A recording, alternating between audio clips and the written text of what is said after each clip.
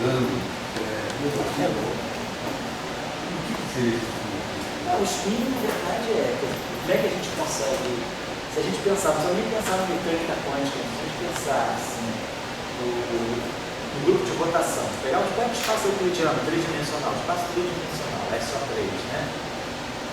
Você vai ver que, se você olhar, o que a gente está observando? As isometrias, né, do espaço é só 3, a métrica do espaço é só 3, que é a métrica euclidiana, e as transformações que deixam invariantes essa métrica. Se você olhar as transformações que deixam invariantes essa métrica, você vê que é o grupo A3. Aí você vai olhar as representações do grupo A3, você tem vetor, tensor, etc. Você vê que tem uma representação bidimensional complexa, a partir da qual você escreve os vetores. Então, na verdade, aquilo que você atribui, né, como sendo o número quântico interno da partícula, a resposta, né, vamos dizer, da partícula, ou do campo que descreve a partícula, a rotações no espaço, mesmo que a partícula esteja em repouso. Quando a gente estuda na mecânica clássica, a gente estudou aqui na mecânica clássica, né, invariância sobre rotações. Aí a gente vai lá, tem uma ação invariante sobre rotações, a gente tira o tensor de energia, momento, o tensor de momento angular, que é a grandeza conservada. Aí a gente vai olhar o tensor de momento angular, ele tem uma parte que é orbital, que mesmo a parte do mesmo campo escalar tem, mas aí tem uma parte que é a resposta, né? Quando você olha só assim, quando você pega o tensor de momento angular, né? Assim, J-mi, né? Então você tem esse tensor de momento angular, ele é alguma coisa desse tipo assim, né? Ele é um x-mi, kappa, menos x kappa, e aí tem mais uma parte. Então isso aqui seria a contribuição do momento angular total vindo do tensor de energia e momento. Isso aqui seria a parte orbital, que envolve o tensor de energia e momento. Quer dizer, isso aqui na verdade é R vetor P, que é o momento angular. Agora tem uma parte aqui, que pelo teorema de Mendel, né, nessa grandeza aqui, esse S militar, ele sai a derivada do Lagrangiano em relação ao campo. E aqui que vai entrar é a transformação do campo segundo o grupo de Lorentz. Quer dizer, quem entra aqui é o gerador das transformações de Lorentz. No caso das rotações, quem vai entrar aqui vai ser o sigma e J, por exemplo, né? Esse sigma e J aqui são justamente os geradores das rotações. Então, o que é o spin para você? O spin é a resposta, né, que nesse caso não a partícula, mas o campo dá a rotações que você faz no espaço. Aí você, na mecânica quântica, você introduz aquela capacidade que a partícula tem de se acoplar com o campo magnético a esse spin, mas você associa o spin ao grupo de rotações. Então, na verdade, né, na mecânica quântica, o spin é um número quântico que classifica a partícula de acordo com o efeito das rotações sobre ela. Isso está implícito no espaço-tempo. É uma questão da geometria do espaço-tempo. A mecânica quântica só te dá o H cortado. Quer dizer, a quantização do spin, ela está implícita no grupo SO3. Né? Então, se você sabe que o teu grupo é SO3, aí você classifica as representações de SO3, você vê que tem spin 0, spin meio, spin 1, e assim vai. Então, você vê que tem um número quântico e uma classificação que associa os campos e as partículas, né, a essas representações aqui. E aí, isso aqui é independentemente de mecânica quântica, isso aqui é pura geometria do espaço-tempo. Depois a mecânica quântica simplesmente diz que esse número aqui aparece quantizado em unidades de H cortado, H cortado vezes J, né? Então a mecânica quântica te dá o H cortado, mas quem te dá a quantização dos valores, né, 0, meio, 1, é aquele grupo. O grupo é só 3, não tem nada a ver com a mecânica quântica, só te dá isso. Então, você está falando aí, acho que você está olhando a propriedade intrínseca da partícula, a capacidade, quer dizer, o modo como a partícula reage Você vai observar uma partícula, você vai ver a massa da partícula, vai ver a carga da partícula, você vai ver o spin da partícula. Então, se você acopla, você joga a partícula no campo gravitacional, você vai ter informação sobre a massa. Você joga a partícula no campo elétrico, você vai ter informação sobre a carga. Aí você joga a partícula no campo magnético, você vai ter informação sobre o spin. Então, o spin ele acopla via, então, o spin se transmuta, né, no momento magnético da partícula, você acopla no campo magnético externo. Mas eu acho que seria a maneira que você usa o spin para descrever uma propriedade intrínseca da partícula, que é como você muda a descrição da partícula quando você faz uma rotação no espaço. Se você passa de um sistema de referência, o sistema de referência que está rotacionado em relação a você, a tua observação da partícula vai ser diferente do outro sistema de observação. De um observador para outro, você não muda a carga, não muda a massa, mas você muda essa propriedade intrínseca da partícula. Tem isso que se associa ao spin, então é uma coisa intrínseca. Então, se você vai medir o momento de polo magnético, claro, se a partícula está em movimento orbital, ela tem momento, porque ela já tem momento angular. Então, se você olhar na equação do Dirac, né, quando você pega a equação de Pauli, o que sai lá é isso aqui, L mais 2S acoplado no campo magnético externo. Então, esse spin aqui, isso aqui aparece lá como se acoplado sobre 2M sigma. Tá? Então, isso aqui é como sai automaticamente da partícula, porque o acoplamento do campo magnético, isso aqui faz o papel do momento angular, do momento de polo magnético, devido ao movimento orbital e devido ao movimento intrínseco. Né? Porque o momento de polo magnético, na verdade, o que você vê? Como é que você vê o momento de polo magnético com distribuição de carga? Né? Você associa o momento de polo magnético, o momento de polo magnético com distribuição de carga, é isso que gera aqui.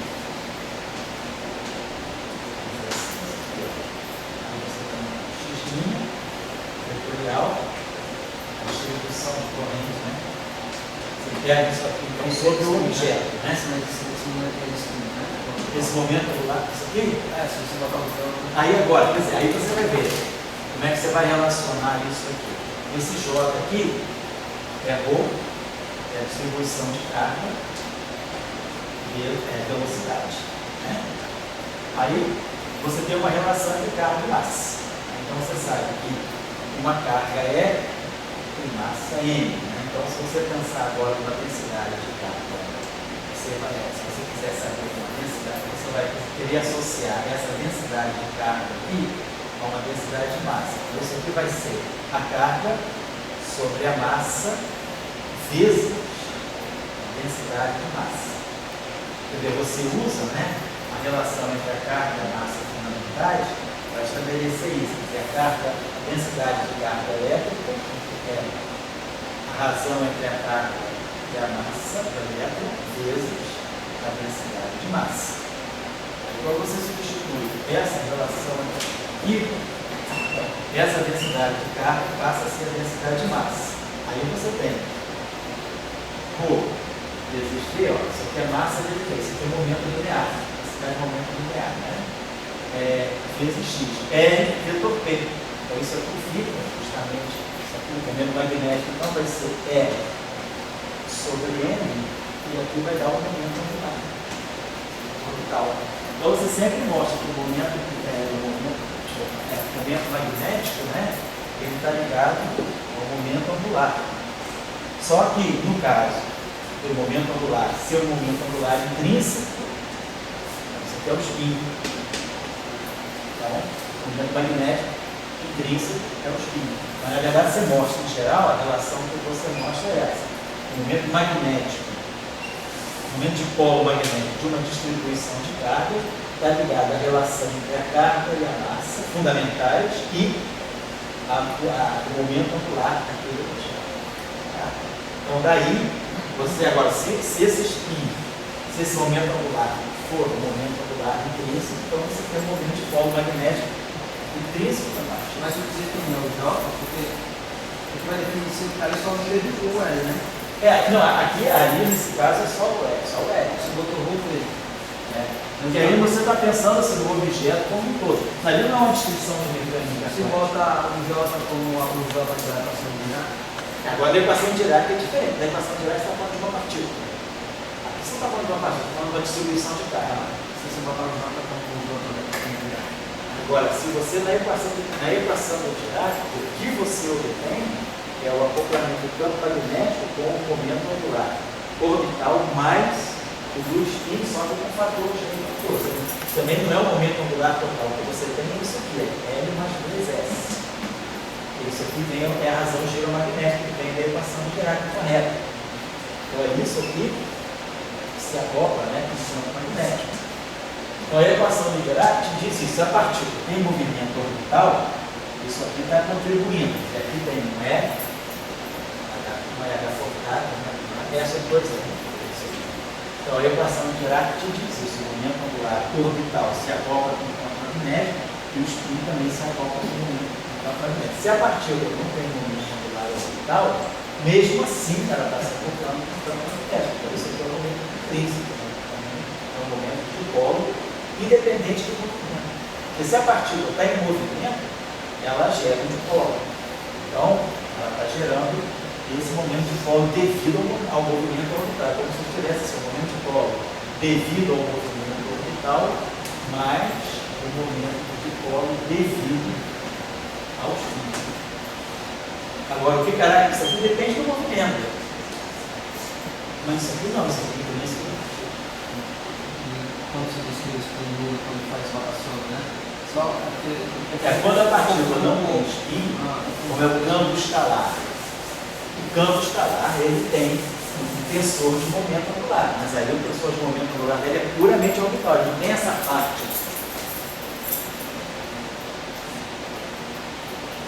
Se você pegar um campo escalar dentro do negócio, vou botar aqui.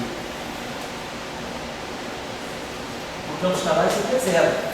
Está vendo o pulso eletromagnético? Todos os geradores do grupo de Lorentz são zero para objetos escalares. Você representa trivialmente os geradores, então a parte de spin é zero. Aí vamos dar ações que estimula a corrente de rotação, mas ele acontece. Isso é a polarização do spin, né? Não, isso é o spin, não, você está dizendo que corrente de rotação, né?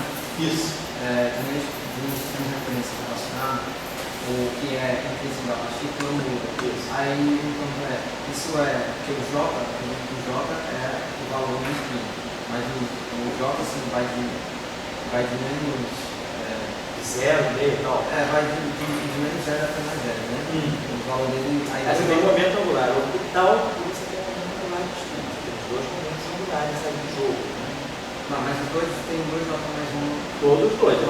Isso. A partícula pode estar no estado L igual a 2, mas ela tem spin meio. Então ela vai ter 2L mais um estado de momento angular orbital e 2 estados de spin. Aí quando você rotaciona, você está mudando tudo. O J. Você muda tudo, você muda o L e o S. Não, o J, por exemplo. O J do elétron é o mesmo. Você não muda isso, você não muda a representação. Isso. Então vamos lá.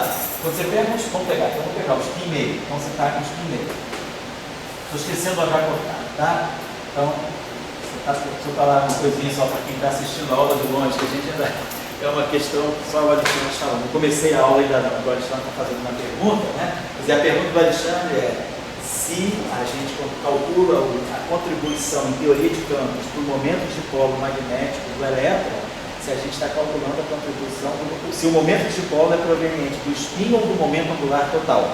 Então, estou dizendo, essa contribuição que nós calculamos é devido ao spin. Nós estamos interessados no elétron em repouso, a propriedade do elétron independentemente de seu movimento. Nós estamos interessados no momento de polo magnético devido ao spin. É o magnetismo intrínseco do elétron. Então, quando a gente está falando o seguinte, quando a gente faz uma rotação, então, a gente está nessa representação do grupo de Lorentz. Então, se você tem um campo de spin meio, né? Um campo assim, de spin meio, e você faz uma rotação no espaço, uma rotação SO3, não vamos precisar falar disso, não estou nem falando de uma transformação de Lorentz, é uma rotação especial, uma rotação espacial mesmo. Então, isso aqui vai, uma rotação faz isso, né? O X uma rotação, ele vai no x'. Onde esse x' aí é a nossa matriz de rotação, é RJ e XJ. Então, esse R aqui é uma matriz de SO3. É uma matriz ortogonal, vou colocar determinante 1. Quando essa coordenada de posição do objeto sofre essa rotação no espaço, esse campo associado aos meios sofre essa rotação aqui. Acompanha. Essa rotação acontece no espaço-tempo.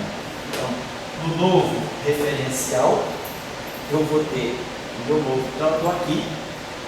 Nesse referencial aqui, eu estou medindo o psi de dx. Meu campo aqui nesse ponto. Aí eu faço uma rotação, faço esse observador, para esse observador aqui. Isso aqui é x', isso aqui é y'. Para esse observador aqui, eu estou vendo, o campo está aqui nesse ponto. Para esse observador, o campo é psi de dx. Para esse observador, ele vai ver o campo transformado, psi, para ele está medindo as coordenadas desse ponto.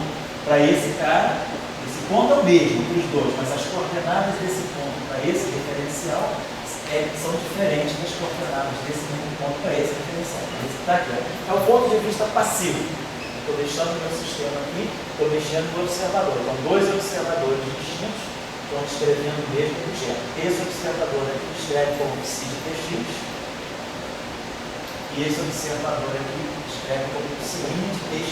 Então, quem vai ser isso aqui? Isso aqui para nós vai ser um S alfa beta, psi beta de dx. Quem é S alfa? S alfa beta para nós, exponencial de I, né? Beta, que é o ângulo de rotação, em torno de um certo eixo. Aqui os geradores da rotação. É essa matriz aqui para mim. É a matriz de S2. Quem faz a rotação no espaço, essa matriz aqui é essa. Quem é RJ para mim? RJ para mim é essa matriz aqui. I, beta, N, beta. Só que aqui vai ser uma matriz sigma. Quem é essa matriz sigma? Essa matriz sigma é uma matriz de 3 componentes, é uma matriz sigma K. IJ é a menos I, epsilon IJ K. São os 3 geradores da rotação. Se fizer uma rotação em torno do eixo do X, né? Eu vou ter 0, 0, 0, 0, 0, menos I, 0 e 0. Se eu fizer uma rotação em torno do eixo dos Y, eu vou ter 0, 0, I, 0, 0, 0, menos I, 0, 0. Se eu fizer uma rotação em torno do eixo dos eixos, o gerador é 0, menos I, 0, I, 0, 0, 0, 0. Então eu conheço essas matrizes aqui, conheço a relação entre essas matrizes é que S, matriz de Paulo, sigma I, velocidade, é igual a RJ. Então isso tudo aqui descreve a rotação. Eu fiz uma rotação no espaço. Esse campo aqui mudou. As coordenadas dele, quer dizer, as componentes desse campo mudaram de acordo com essa rotação. A rotação é a mesma para os dois casos, só que os geradores mudam. Mas eu não mudei a representação. Isso aqui, justamente essa matriz aqui, caracteriza a representação no meio. Quem está mudando é o campo que descreve a partícula. Como aqui, quem está mudando é o vetor. Se eu pegar um vetor V, se eu pegar um campo vetorial, só que eu pego o potencial vetor magnético nesse sistema aqui, o vetor potencial magnético ele vai se transformar também. Quer dizer, quando o A, o psi se transforma dessa forma, o meu potencial vetor vai se transformar assim, a linha I, porque x' vai ser o mesmo RJ, a J de dx. Então, tudo que é vetor segue esse padrão. Então, quando eu faço essa rotação, os vetores mudam, os vetores se transformam, mas os vetores continuam na representação S igual a 1, que é a representação com 3 componentes, 2S mais 1 igual a 3. Então, a dimensionalidade dessa representação é 3. Você muda a orientação do vetor, mas você não mudou o spin, você não mudou a representação. Você mudou, vamos dizer assim, a polarização da partícula do referencial de vetor. Você mudou o vetor de spin, mas você não mudou o valor do spin, a representação. Aqui é a mesma coisa. Você está na representação S igual a meio. Mas você mudou a orientação do teu espinor. Quer dizer, o que é psi1, psi2 para você, para o outro cara vai ser psi1', psi2', o outro referencial. Claro, função lineares disso aqui. Mas você mudou então, é como se você mudasse a orientação, mas não mudou a representação. O valor do spin continua sendo É mesmo. isso do spin, que faz, ele está relacionado com essa forma de direção. Oi? O tensor de spin, o tensor de análogo, Certo? ele está relacionado com a forma de direção de spin, não com a representação. Então, ele está representado na representação. Então isso não muda.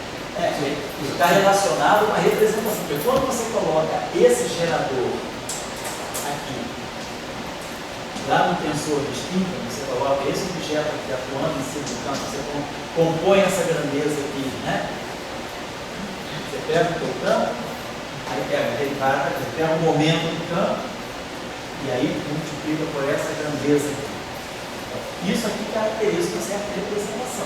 Se você pegar spin meio, essa representação são os comutadores das matrizes de campo. Se você pegar spin1, essas matrizes são as matrizes os geradores do grupo de Lorentz na representação vetorial.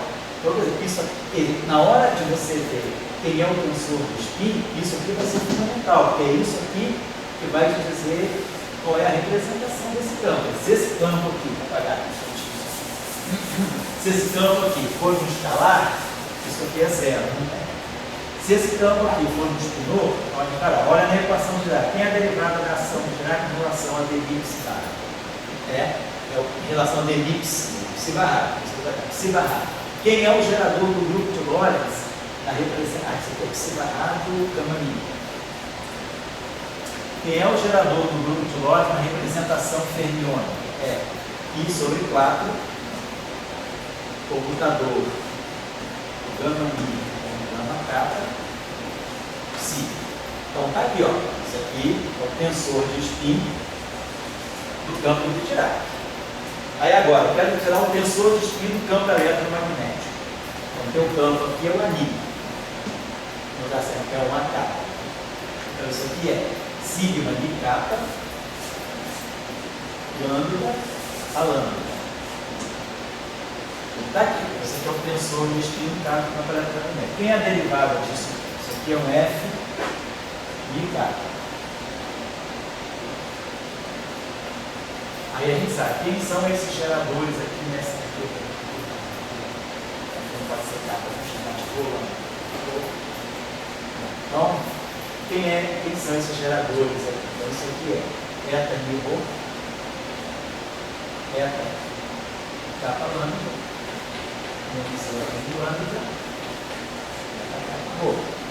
A lambda.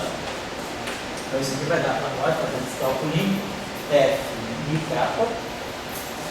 Aí esse cara aqui fica a capa aqui, e o I fica a rho, né? Então rho, lambda, I, capa. Essa I, capa, rho. Essa não aparece aqui com F de rho.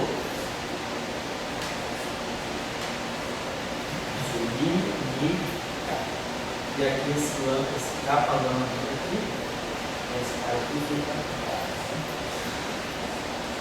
E aí, menos o outro termo aqui. Você tira o tensor de spin também, entendeu? O que foi fundamental aqui para você? Você saber qual é a representação onde o campo está. Tem alguma coisa que vai no elétron. No elétron? Isso, vai representar o elétron. Porque você tem um número quântico que isso aqui vai mudar. Isso. Que é o valor do spin dele. Isso aqui não muda. Você faz a rotação, isso não muda. Provavelmente isso aí é a representação mesmo.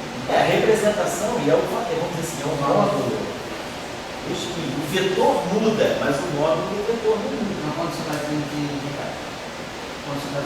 o tensor de spin muda na representação, você está dizendo que eu posso mudar o tensor de spin do elétron, mas o valor do spin não muda.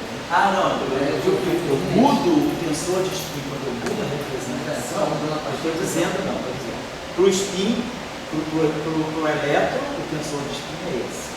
Para o fóton, o tensor de spin é esse. Para o grávido é esse. Oi? Se eu posso mudar o tensor de spin, muda. Se você mudar o campo, você muda o tensor de spin. Eu já estava entendendo assim. Quando você tem um baixo, tá? acho que vai fazer rotação no sistema. Certo? O que é elétron vai continuar sendo elétron. Isso. Eu vejo elétron, vai para elétron. Só que vai ver outro fora dessa também. Então vamos dizer o seguinte: suponhamos que o tensor de momento angular total do elétron seja esse aqui, J, Mi, K. O que isso aqui inclui? O tensor de momento angular orbital do elétron, estou falando da partícula elétron. O campo elétron, quer dizer, o campo do elétron composto. Campo de tirar. L, I, K. Mais, vou colocar aqui, tensor de spin. Quem é esse cara aqui? Eu sei quem é esse cara aqui. Esse cara aqui é Xmi, θ mi kappa, X kappa, θ mi. Tensor de momento angular. É o tensor de momento, energia momento. Então, eu sei quem é o tensor de energia momento que sai da equação de Dirac. Sei quem é esse tensor de energia momento. Está aqui. Esse aqui é o momento angular orbital.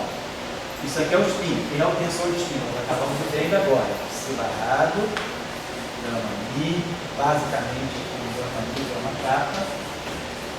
Isso aqui é o tensor de momento angular total que descreve o campo, né?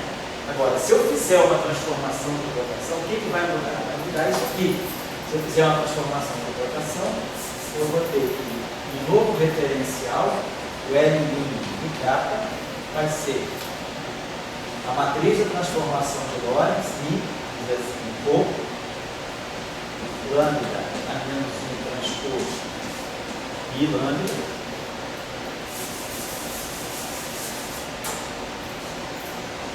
a menos 1 transposto kappa sigma L lambda sigma. Como é que vai mudar o spin? Tensor de spin. Essa linha mi e kappa vai ser a mesma coisa. Essa matriz e essa matriz, só que aqui atuando no S ou lambda. Então, você fez uma transformação referencial, os teus tensores mudaram por variante PEG, de acordo com as transformações de Lorentz. E você sabe quem são os teus tensores. Você calculou quem é o teu L, Mi, em kappa, e calculou quem é o teu S, Mi, em kappa, em função dos campos. Está lá. Tensor de spin, você viu lá, psi barrado, gama mi, comutador de gama kappa com gama mi, com gama kappa, psi. Então, esse objeto aqui está descrevendo a densidade de spin que esse campo transporta.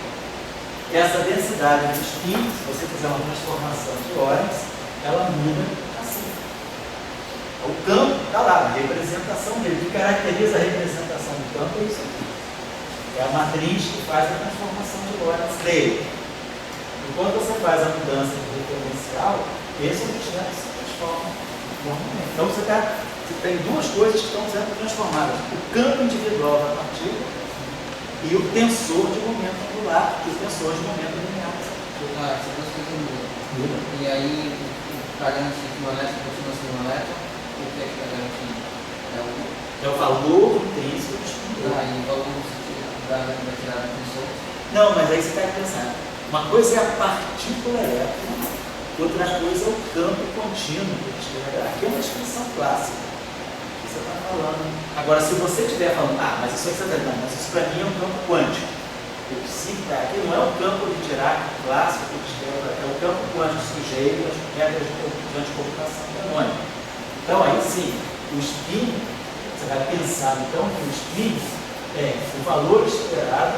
Você pega o estado de uma partícula, o estado de um elétron, você vai pegar o braquete desse, tensor de spin.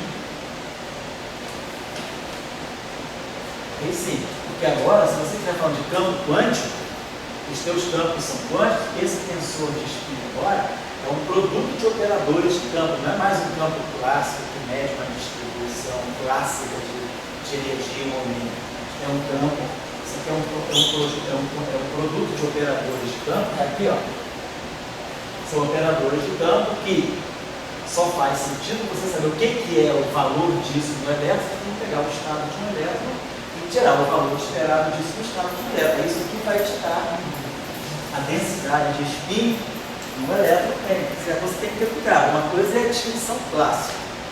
Aí quando você passa da descrição clássica, agora meu campo não é mais um campo clássico, é um campo quântico, aí você vai, esse campo quântico é associado à partícula. Aí você quer falar, eu quero falar do spin do elétron. O spin do elétron não é esse tensor de energia momento, esse tensor de spin. É o valor esperado no estado de um elétron, você pega o valor esperado no estado de um elétron, desse tensor de spin. Aí você vai tirar a densidade do spin que esse elétron está descrevendo, certo?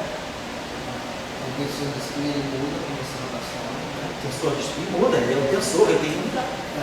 Senão ele não seria um tensor. Tá, mas o alto valor, quer dizer, o valor médio dele vai continuar se dando na carga. Se você tirar então, aí o valor do spin do elétron é H cortado sobre 2. Então isso aqui não vai mudar por isso. O valor. É como você pega um vetor, roda o vetor, o módulo do vetor não muda, mas a direção e o sentido mudam. Você muda a orientação do vetor, mas não o módulo. Quando você diz que o spin muda, você está se referindo a direção e o sentido. Então você faz uma roda de velocidade, quer dizer, você faz qualquer rotação, você não muda o módulo do vetor. Isso que caracteriza uma rotação, você muda a direção e o sentido. Então, de certa forma, está fazendo uma polarização, né? A polarização é a componente, né? São os componentes. Muda, isso muda. A polarização muda. Porque a polarização, por exemplo, é a projeção ao longo do eixo dos eixos, por exemplo. Se você roda o vetor, a projeção muda, tá? Certo? Então, o que não está mudando é a representação, tá? Mas aí, claro, os objetos mudam constantemente, certo? Tá, e tem que ter cuidado. Isso aí não é uma questão é bem delicada, porque a gente às vezes incorpora, né, essa noção campo-partícula é a mesma coisa, mas aí você tem que pensar na descrição clássica, você não está falando de partícula. O campo de Dirac não está descrevendo a partícula elétron. O campo de Klein-Gordon não está descrevendo a partícula escalar. Ele está descrevendo uma distribuição de energia e momento. Está descrevendo uma distribuição de matéria escalar, ou uma distribuição de matéria fermiônica. Quando você vai para a teoria quântica de campos, em que o campo agora tem uma interpretação de partícula, então essas mesmas grandezas, você pega o tensor de energia momento, né? Você pega o tensor de energia momento. Então isso aqui, lá para o fóton, que você faz cálculo lá do tensor de energia momento no campo de Maxwell, né? A gente faz esse cálculo lá para passar, a gente vê que isso é algo desse tipo, F menos F kappa, F kappa ni, mais um quarto de delta ni,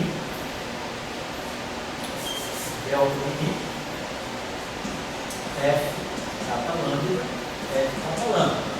Isso aqui me dá tensor de energia momento do campo eletromagnético. Se eu vou lá e calculo a componente 0, 0 dele, beta 0, 0, e a distribuição de energia, que é o hamiltoniano, isso aqui dá para nós meio G2 B2. Vai lá, faz o cálculo, acha essa distribuição. Isso aqui é a distribuição de energia. Depois você tira o tensor estimulante, é o vetor de Bohm. Eu pego o θ 0 I, né? É o vetor de Bohm aqui, né? Esse vetor se associa a esse vetor de Bohm aqui, que é Mi0, né? 1 sobre Mi0. É a vetorial B. Essa grandeza aqui está descrevendo o transporte de momento. Essa grandeza aqui está descrevendo o transporte de energia. Mas isso do campo eletromagnético como um campo contínuo de radiação. Aí você vai falar, mas isso descreve em fóton. Aí você vai poder falar em fóton. Então agora, você não pode dizer que isso aqui está descrevendo, e não um fóton. O fóton, qual é a energia desse fóton? A energia desse fóton, então, você vai pegar o estado de um fóton e vai tirar o valor esperado dessa grandeza, porque agora isso aqui se tornou campo quântico, então isso aqui são operadores de campo que vão atuar em estados de partícula. Então, isso aqui que vai te dar a energia do fóton, o valor esperado no estado de um fóton desse operador que mede a energia, certo? Como na mecânica quântica. Qual é a energia associada ao estado? É o valor esperado naquele estado do hamiltoniano. Certo? Então tem que ter esse cuidado, que é o campo clássico, ele descreve simplesmente uma distribuição clássica, são funções, você integra isso, tira a energia total. Tem a energia total do fóton aí? É integral, quer dizer, o sistema eletromagnético. Isso aqui, integral de θ 0, 0. Isso aqui que dá energia total, integral disso aqui. Eu integro o campo elétrico ao quadrado, mais que o campo elétrico ao quadrado, e tiro o valor total da energia. O valor médio do tensor de spin quântico. Oi? O valor médio do tensor Isso. de spin quântico não muda. O valor médio, quer dizer, se você olhar, o valor médio do vetor do tensor muda. O tensor muda, não muda o módulo. O valor médio não seria. É o valor médio do módulo do vetor. Porque se você pegar o valor, médio de um tensor, o valor médio de um tensor é uma função tensorial. Ela não muda por rotação, mas ela não muda o módulo. O valor do espinho é H cortado sobre 2 antes é depois da rotação. Mas o espinho, a orientação. E quem diz como é que o espinho rotacionou é justamente a representação do grupo de rotação. Certo? Vamos começar a aula agora. Peço desculpa aí, mas a pergunta é cabível, né? Dentro do que a gente está discutindo. Então agora a gente vai começar. Quem tem o caderno aí? Você chegou na hora certa. A aula está começando agora.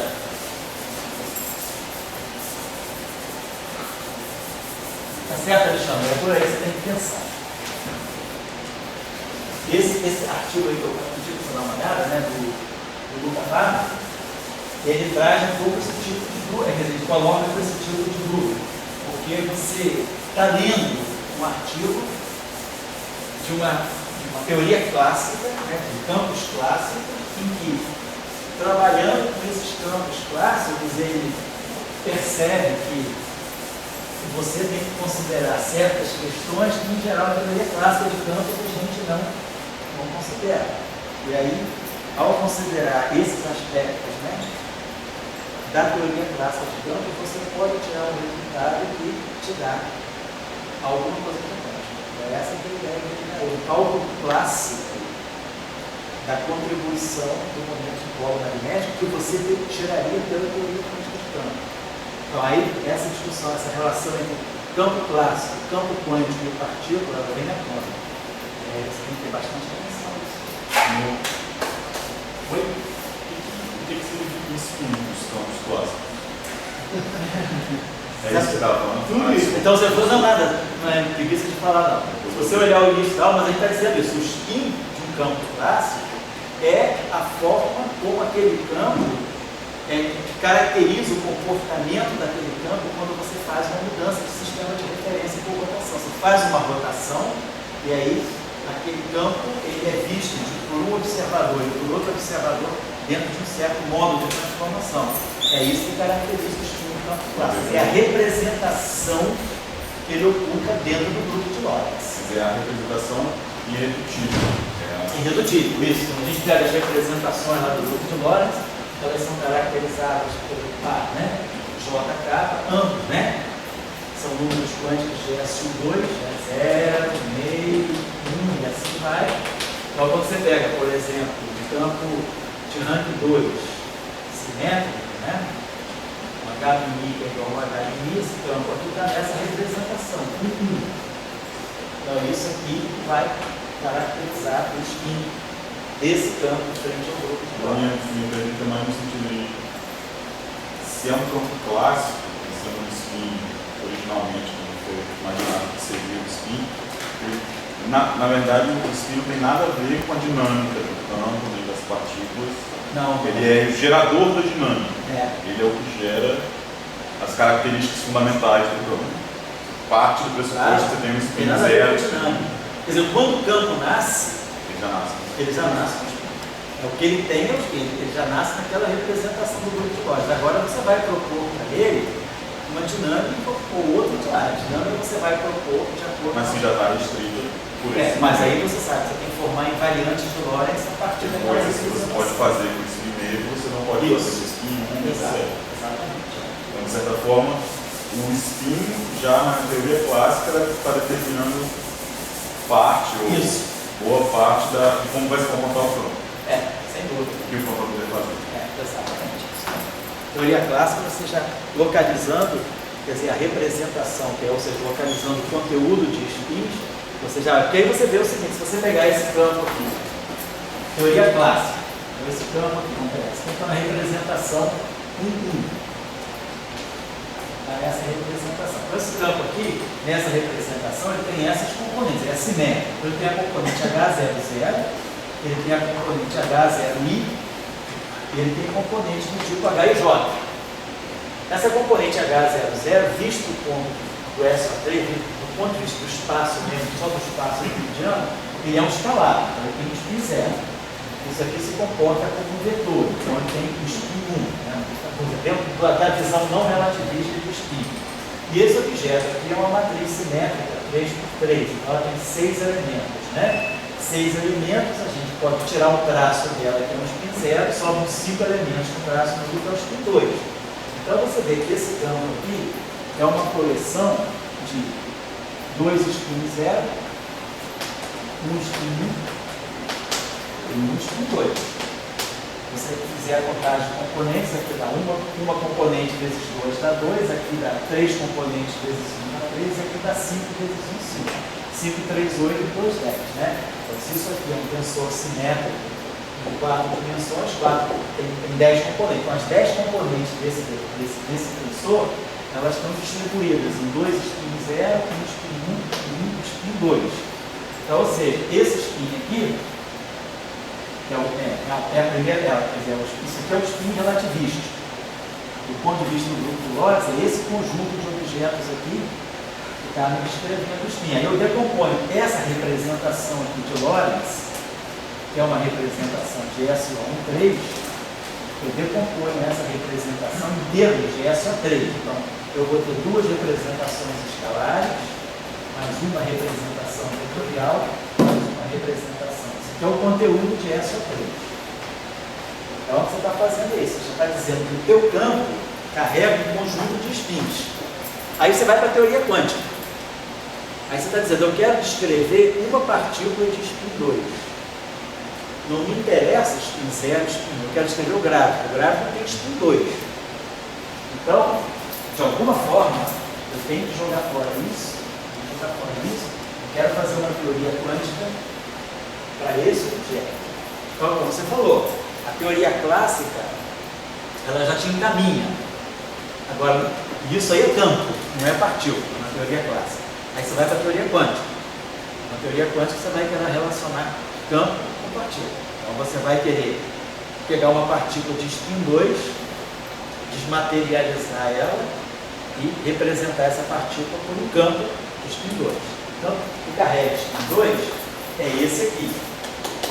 Mas aí a covariância relativista te obriga a você, ao tratar do spin 2, você tem que aturar um spin 1, 2 spin 0. É como se você fizesse uma festinha, convidasse a tua namorada e ela traz amigos indesejados. O que você vai fazer? Vai para fora. Você vai ter que criar um critério, eu quero só você. Tem que mandar fora esses caras. Então a teoria quântica, se ela quer descrever, porque o campo clássico, ele descreve isso tudo. Mas a teoria quântica, se você quer fazer agora uma teoria quântica para uma partícula do spin 2, você tem que ver o que você vai fazer com esse estado. Você quer formar a teoria, e aí você sabe que a invariância relativista te obriga a trabalhar com esse campo. E aí você, para descrever essa partícula, você precisa desse campo. Mas esse campo carrega esses spins extra. Você tem que acabar com isso. Então você já sabe que na teoria quântica você vai ter que lidar, você vai ter que introduzir uma simetria de gate que ela execute esse papel. Você vai quantizar esse campo com essa simetria de gate. Você vai descobrir qual é. Com essa simetria de gate, você consegue eliminar do espectro essa partícula, essa partícula e essa partícula. Então você descreve um campo que potencialmente carrega tudo isso, mas a simetria de gate te deixa só essa partícula no espectro físico nas interações. Então, está acontecendo. A teoria clássica é o primeiro indicativo. Mas aí ela traz mais coisas. Na hora de você, claro, você pode fazer uma teoria clássica também, com essa simetria de gate. Você não está falando de partícula. Na teoria clássica, campo a campo, é uma função, não é um operador. Quando esse campo aqui, se transforma em um operador de campo, um campo quântico, e você vai associar esse campo quântico a partículas de spin 2, essa simetria realmente é fundamental. E aí você, com esse princípio de grid que você cria, você vai ter certeza que você vai estar descrevendo aquela partícula através daquele campo, mas ele carrega outros objetos.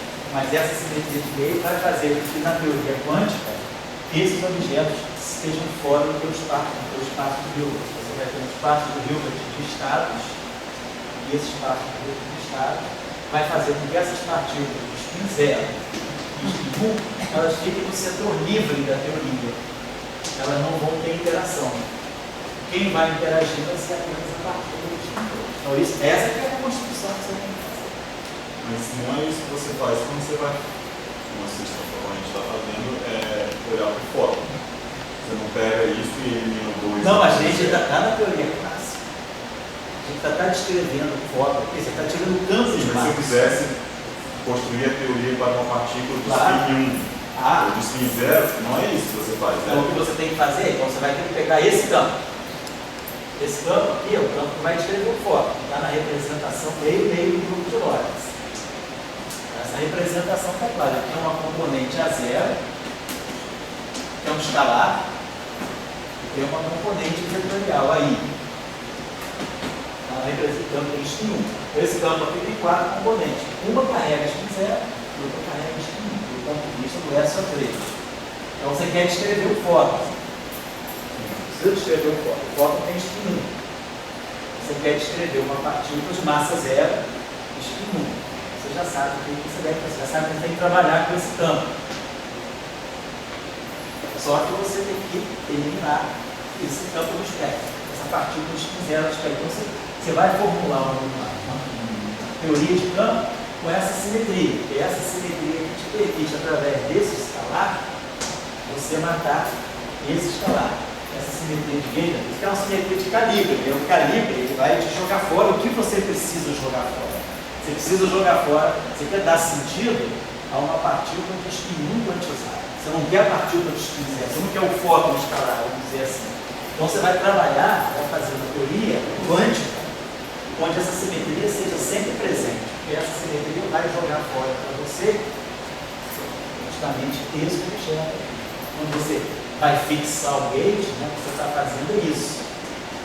Você está jogando fora a parte do original no campo.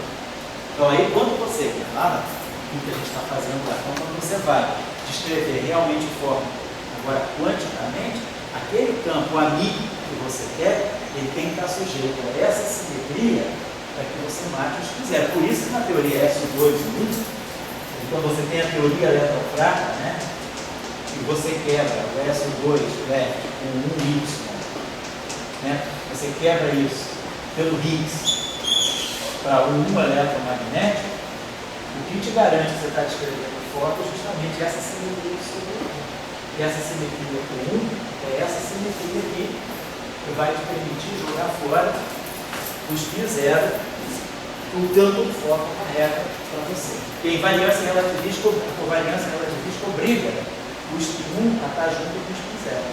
Mas você só quer o spin 1. Então a simetria de Gauge ela é covariante. Então você consegue jogar fora esse spin 0. Opa, pois é. Você consegue jogar fora o spin 0 sem quebrar a invariância de Lorentz. Oi? Você tem a chave do negócio funcionar? Tá aqui do lado. Aqui tem o chão. Não, porque ele sabe se vai ligar ou não. Não.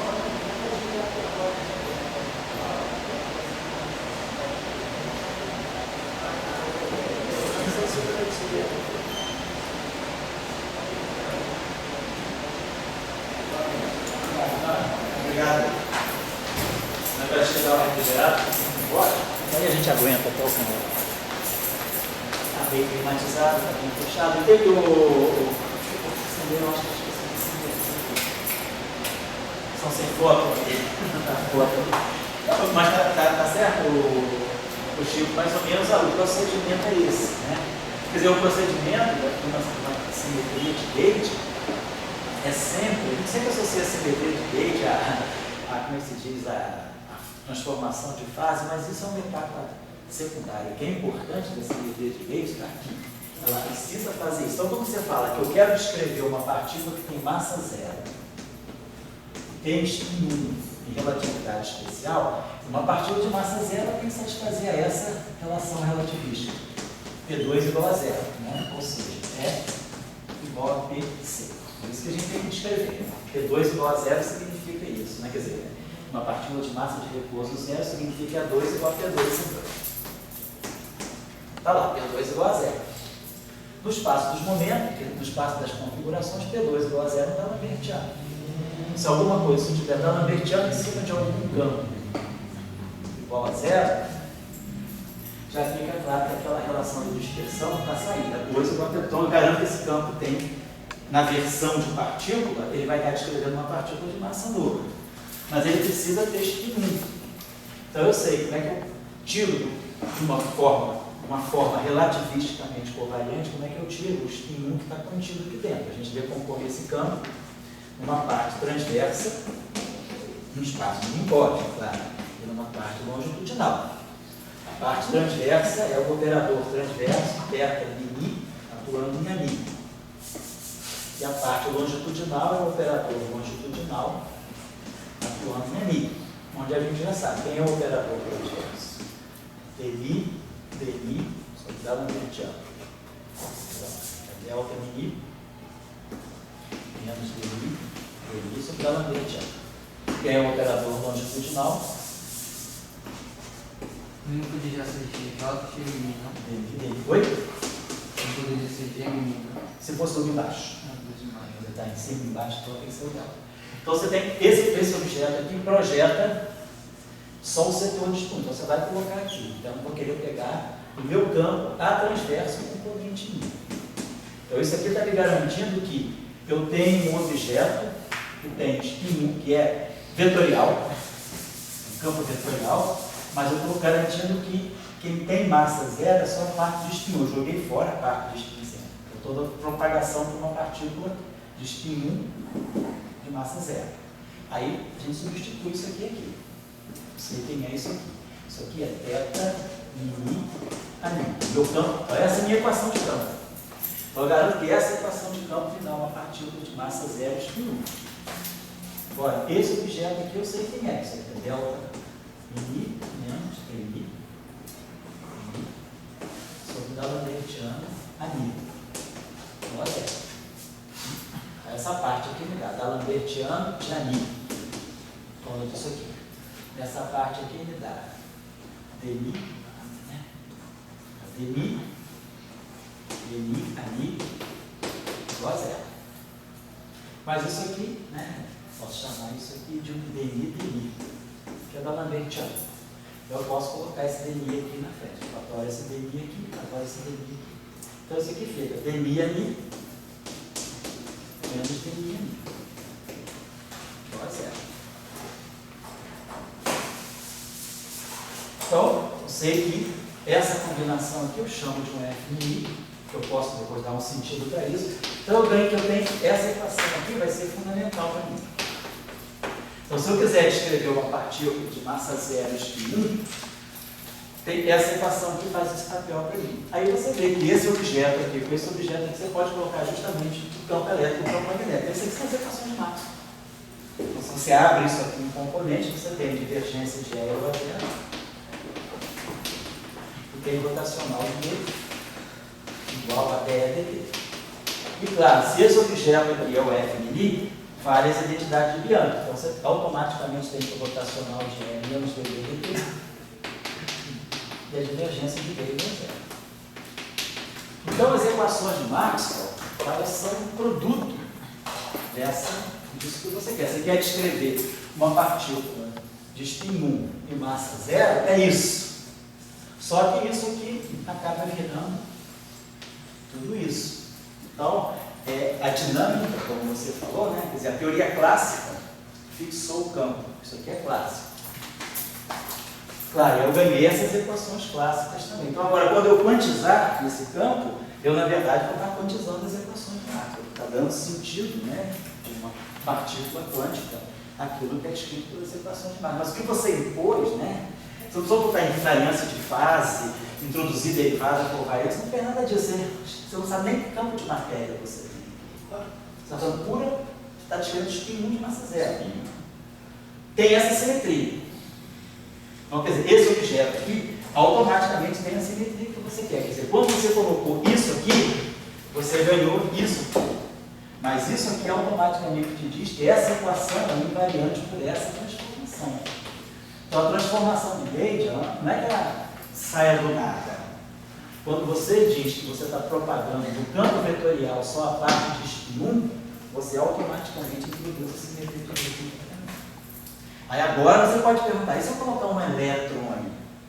Quando o elétron interagir com esse fóton, o que vai acontecer? Você vai ver que para você manter essa simetria, você precisa dela para jogar fora esse spin 1, esse spin 0, você vai ver que a transformação que aquele campo sofre como sendo o gradiente de um escalar, esse campo que interage com aquele, sendo um campo de matéria, ele sofre essa transformação. Então, essa transformação de fase, ela não é imposta, ela é consequência daquela. Do fato, quando você acopla esse campo com essa simetria se transmite para cá dessa forma. Tem carga, né? Tem carga. Mas esse não botou, né? Não tem o valor para cá. Mas se não botar só aquele, só botar o I alfa, como é? Não botar, né? Se você não botar, é como se você tivesse pressupondo que a carga é 1. É como se você soubesse que a carga fosse 1. Então, quer dizer, quando você vai colocar a interação, você vai pensar o seguinte: eu quero descrever esse campo. Esse campo é um campo de Dirac. Ele tem uma corrente conservada. Pelas equações de Dirac, a gente sabe que essa grandeza aqui, um campo de Dirac, tem isso aqui igual a zero, se eu usar. Se tiver aqui, I, tá aqui, ó. I gama mi, dmi, menos n, psi, igual a zero. É essa equação que implica nisso. Então, eu sei que essa corrente aqui é conservada.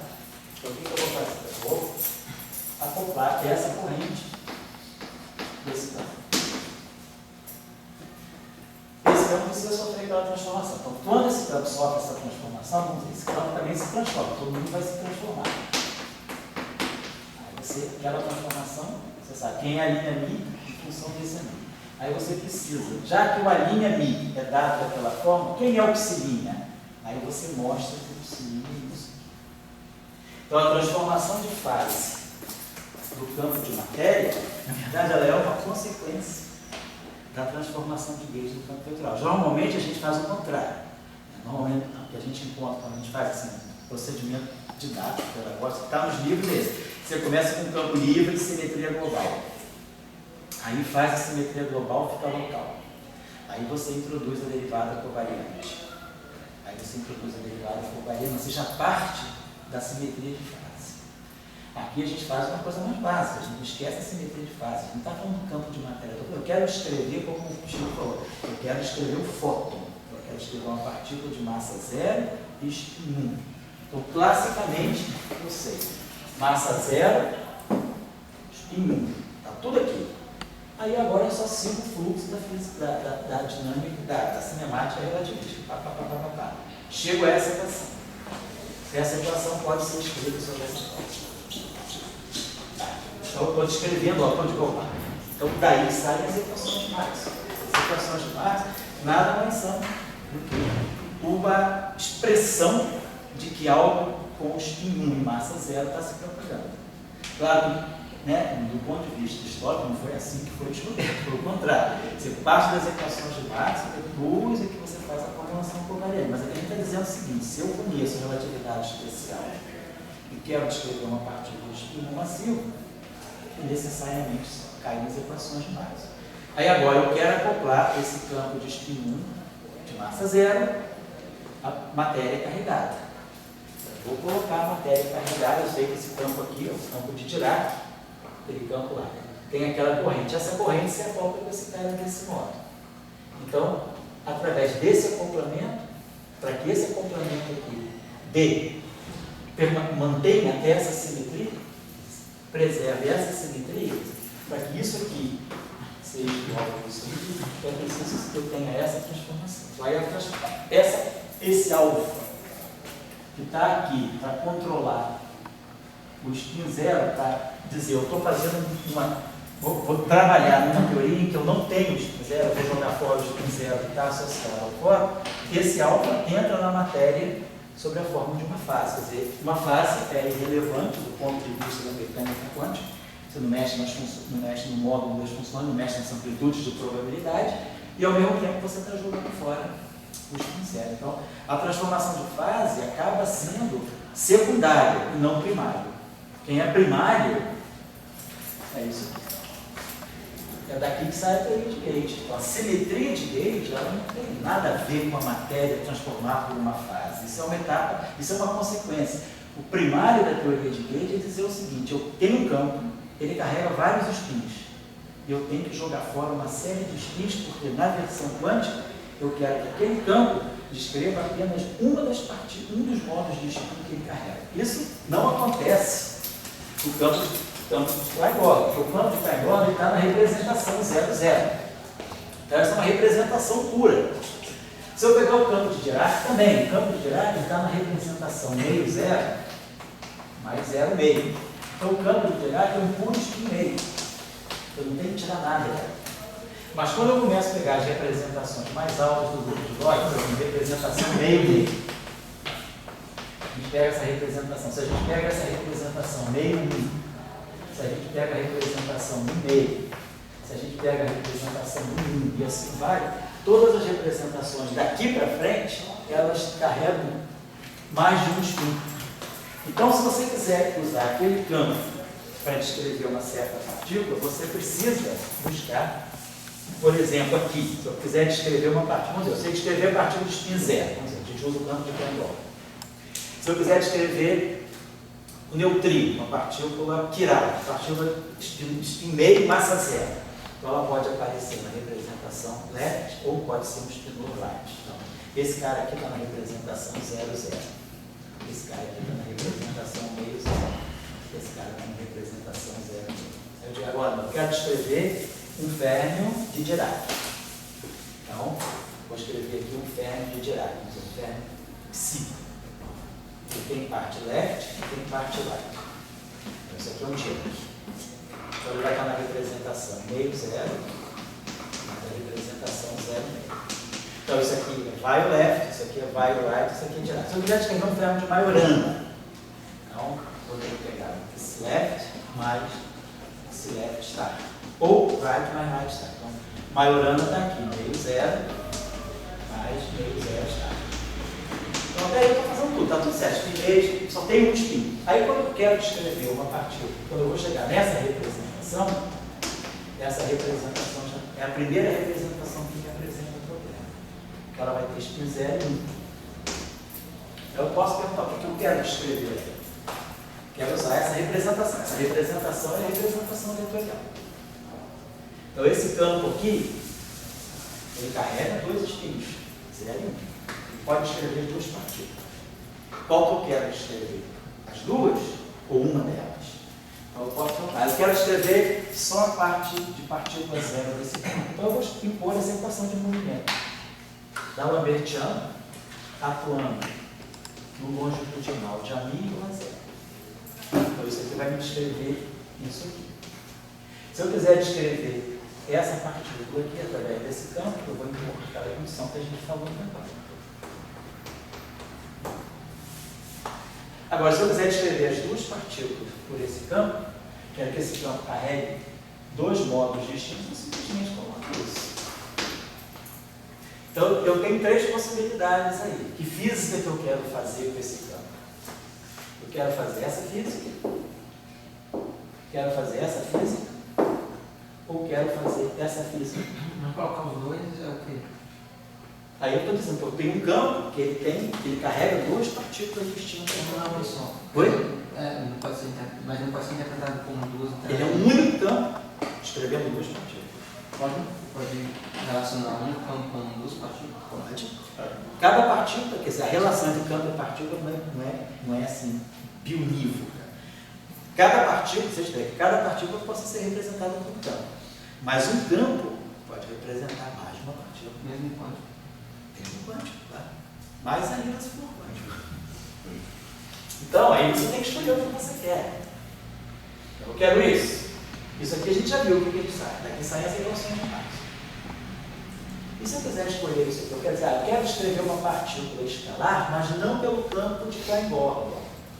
É aqui. Se eu quiser escrever uma partícula escalar aqui, escalar de massa zero, escreveria por esse campo. Você poderia, mas esse spin zero também está presente aqui. Então eu não poderia escrever uma partícula de spin zero pelo campo vetorial? Posso. Eu vou lá, faço disso aqui. Pego a parte longitudinal dele igual a zero. Sei que isso aqui é o setor de spin zero desse campo. E tem massa zero. Então o conteúdo dessa equação deveria ser o mesmo conteúdo dessa equação. Eu tenho duas representações diferentes para a mesma partícula. E é o quê? Oi? E é o quê? Vamos ver. Então vamos lá, vamos trabalhar isso aqui um pouquinho. Esse aqui é da Lambertiana.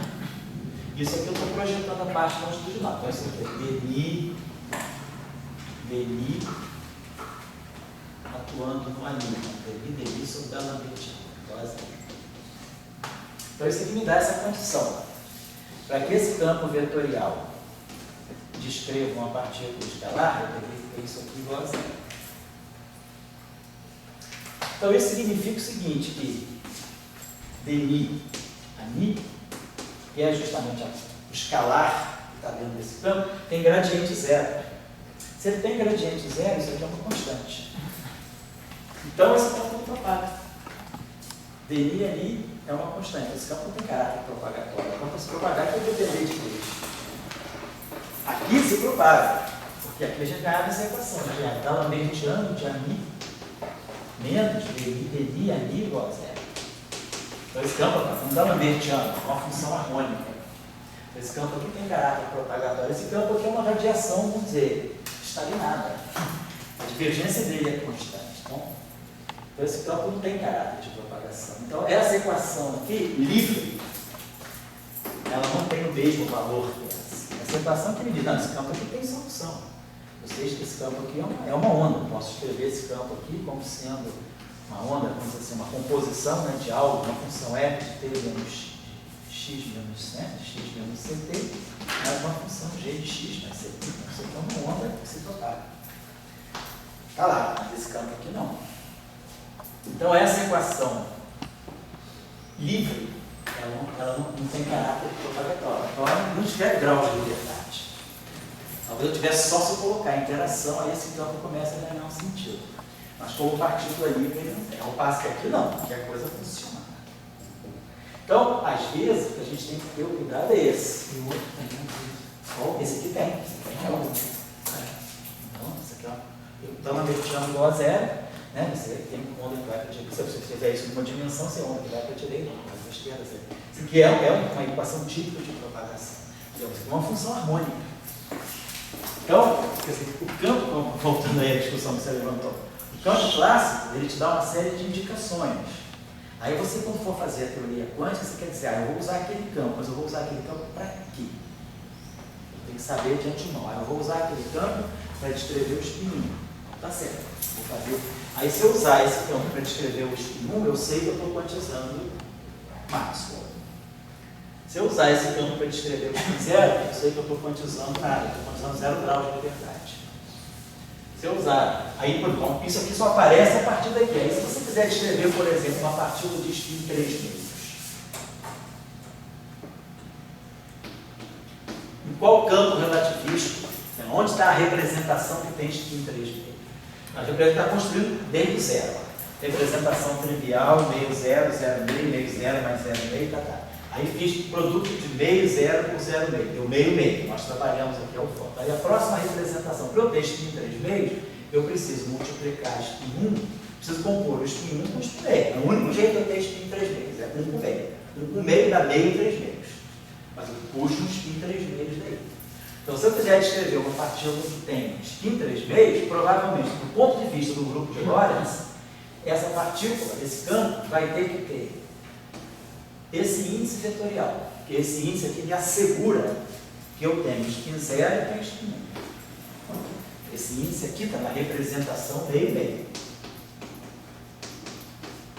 Mas eu preciso ter spin 3 meios. Então, Posso, por exemplo, pegar esse cara aqui. Ó. Esse cara aqui tem spin meio. Eu boto esse cara aqui nessa representação. Isso aqui é um spinor violet. Isso aqui. Então eu estou pegando. Aí se eu fizer, esse cara aqui carrega puro spin meio. Então se eu fizer 0 com meio, dá meio. 1 com meio, dá meio. E 3 meios. Então tudo bem. Se eu fizer esse produto tensorial aqui, isso aqui dá 0 e 1. Então essa representação aqui, ela é 0, meio, mais 1 meio. Então esse campo aqui, ele contém essas duas representações. Essa representação aqui é responsável por esses spin meios. E essa representação aqui é responsável por esses dois spins aqui. O meio e 3 meios. Então, quando eu quiser descrever uma partícula relativística com spin 3 meios, eu vou ser obrigado a comprar os dois spins meios também. Um outro lugar lambertiano do campo total. Então, aí a gente vai ter que ver o que eu vou fazer para separar essa partícula dessas duas. Eu vou ter que jogar fora essa, eu vou ter que jogar fora essa. Eu vou ter que jogar fora dois spins meios indesejados. Então, a teoria clássica está me dizendo isso. Se você quiser, lá na frente, descrever, usar um campo para descrever uma partícula de spin 3 meios, esse campo deveria ter essa estrutura segundo o grupo de Lacan. Como um campo clássico, ele deveria ser um campo localizado, pelo menos nessa representação, ou nessa ideia, 0 meio mais 1 meio. Poderia ser outra, eu poderia pegar, em vez de esse meio ser daqui, poderia pegar um meio lá, não tem problema nenhum, mas o problema é o mesmo.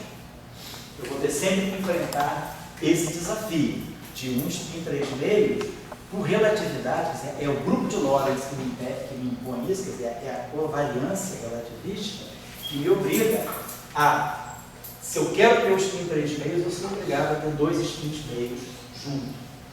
E aí eu tenho que agora buscar um modo, como nós aprendemos aqui na teoria de Max, de jogar esse fora. E aí a gente faz a mesma coisa. Esse cara aqui, eu preciso projetar o spin 1. Para eu ter spin meio, 3 meios, eu preciso ter certeza que por que o problema do spin meio está aparecendo? Está aparecendo esse spin meio por causa desse 0 meio que está aqui e dessa composição desse 1 com esse meio.